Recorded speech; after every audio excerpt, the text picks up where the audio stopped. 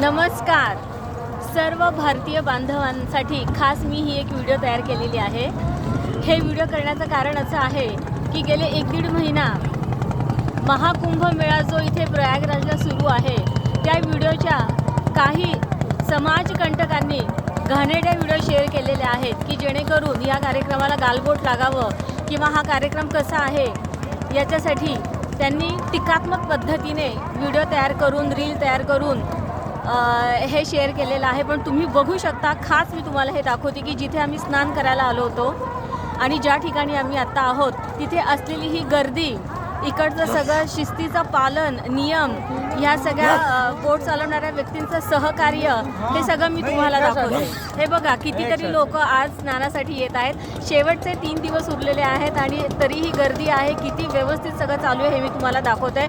अजूनही ज्यांना यायची इच्छा आहे, आज रात्री ज्यांना बसायचं आहे, उद्या ज्यांना यायचं आहे ते निघू शकतात आणि अमृत स्नानाचा खरोखर अतिशय सुंदर असा अनुभव घेऊ शकतात। या महाकुंभ मेळ्यामध्ये 144 वर्षानंतर आलेला हा अत्यंत खरोखर अमृत योग म्हणूया आपण, कारण अमृत स्नान आहे म्हणून आपण याला अमृत स्नान म्हणूया आणि अमृत योग म्हणूया। तर बघा, तुम्ही नक्कीच तुम्हाला कोणाला यावंसं वाटत असेल तर तुम्ही येऊ शकता। बाकीच्यांनी जे काही रील शेअर केलेले आहे त्याच्याकडे अक्षरशः दुर्लक्ष करा आणि याची अनुभूती घ्या, याचा आनंद अनुभवा। हे बघा, हे बघा, जी आपका नाम क्या है? तुम्ही बघू शकता पाणी सुद्धा बघा किती स्वच्छ आणि सुंदर आहे। इथे रोज शुद्धीकरण होतं।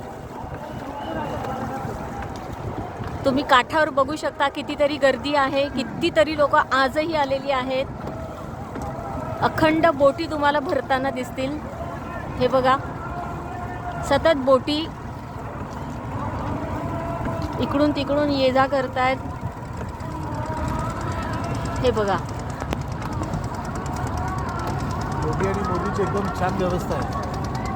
अतिशय सुंदर पद्धतीने सगळ्याच कार्यक्रमांचं खरं तर नियोजन केलेलं आहे आणि खरं तर हे नियोजन तडीस नेण्याचं काम आपलं प्रत्येकाचं आहे, प्रत्येक व्यक्तिगत स्वतःचं आहे।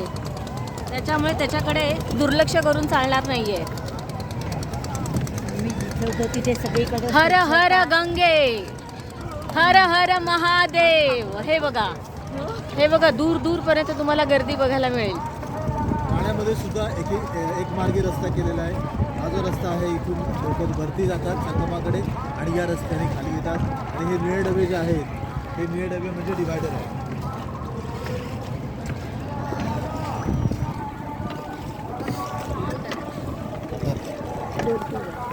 स्वच्छ पाणी